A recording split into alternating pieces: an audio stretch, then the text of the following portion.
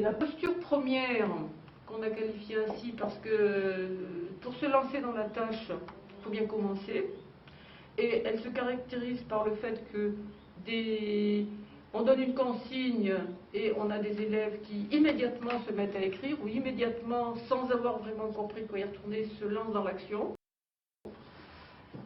Ils ont besoin du faire, voilà, ils veulent avancer, ils veulent faire tous les exercices.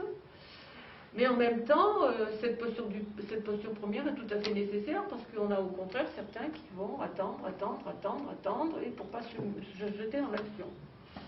La posture ludique créative, c'est une posture tout à fait naturelle qui fait que lorsqu'on vous donne une consigne, vous avez fâcheusement envie de la détourner ou de faire autre chose ou de la transformer. Il faut bien admettre que dans la forme scolaire habituelle, ces postures ludiques et créatives sont assez peu validées et valorisées. Pour autant, c'est pourtant ainsi que la réflexion et l'inventivité se développent. Voilà. Évidemment, la posture attendue, c'est la posture réflexive, c'est-à-dire l'élève qui fait la tâche, sait pourquoi il l'a faite, comment il l'a faite, quels sont les obstacles qu'il a rencontrés, il est capable de la verbaliser. C'est pour ça qu'elle a été appelée par l'équipe de Bordeaux plutôt une posture de secondarisation, seconde, c'est-à-dire que la question n'est pas seulement le faire est une chose, mais c'est surtout la réflexion sur le faire qui va apporter de la construction probablement de savoir, de posture. Une autre posture que nous avons identifiée, c'est la posture de refus, tout à fait sérieuse. Moi j'ai l'habitude de dire que par les temps qui courent, la posture de refus est parfois nécessaire. Donc avoir laissé à l'élève le droit de dire j'ai pas envie de faire ça me semble un droit tout à fait valide. Bien évidemment, après il faut comprendre pourquoi cet élève n'a pas répondu à la question ou au texte, quelles étaient les raisons pour lesquelles. Mais la posture de refus me paraît importante. Souvent, elle traduit des problèmes sensibles auxquels il faut prêter attention. Alors, encore une fois, le plus important de tout ça peut-être,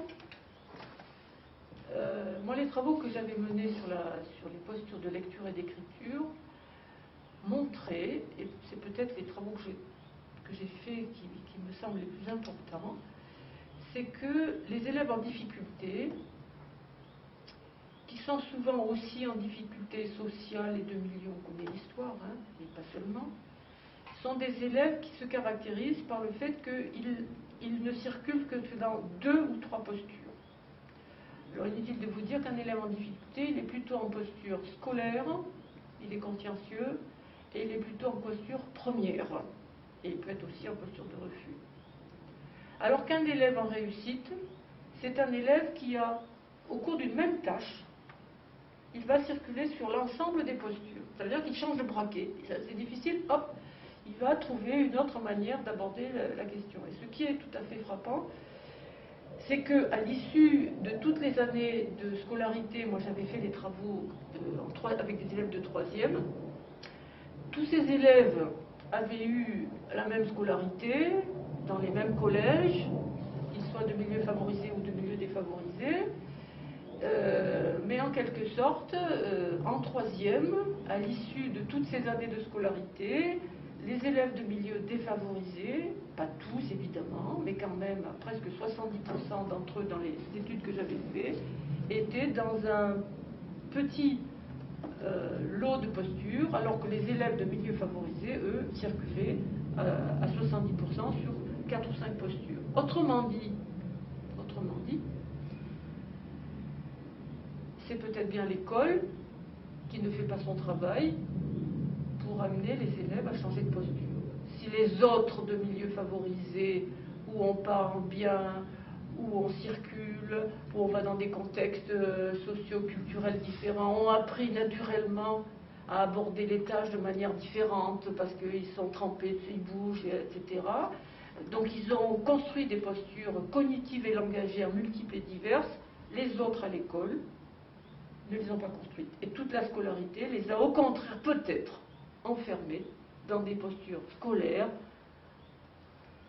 Tu vas à la ligne après 3 carreaux, tu répètes la consigne du maître, ça doit faire 3 lignes, etc. Ils ont été formatés peut-être empêchés de penser aussi.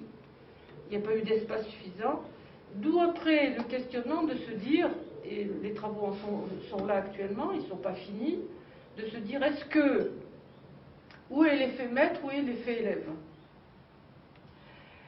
Alors, ce que nous avons observé de manière, on va jamais dire de manière certaine, parce qu'en sciences humaines on ne peut pas dire les choses de manière certaine, mais ce que nous avons observé, c'est lorsque les enseignants sont massivement en posture de contrôle, évalue, contrôle, cadre, faut cadrer, on est en Z, faut cadrer, on contrôle, etc., etc., on a massivement des élèves en posture première, en posture scolaire. Ça ne réfléchit pas, ça ne pense pas. Et quelquefois, ça refuse. Excusez le ça, mais le ça, il veut dire cette douleur de voir ces élèves-là qui sont dans un état d'empêchement de penser, du fait même de la bonne volonté des enseignants, de les faire travailler, de les accompagner, de les aider.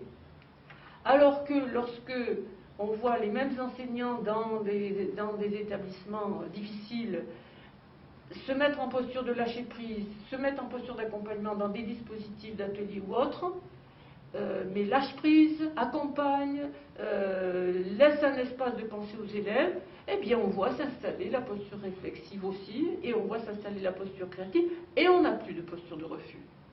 Donc quelque part, le jeu, là où nos travaux sont, c'est le jeu des postures, la dynamique des postures de l'enseignant et la dynamique des postures des élèves, c'est une dynamique partagée. Et ça n'est pas que de la responsabilité de l'enseignant, ni ça n'est pas que de la responsabilité des élèves. C'est une dynamique qui est mouvante, y compris à l'intérieur d'un même cours, on sent que cette dynamique évolue.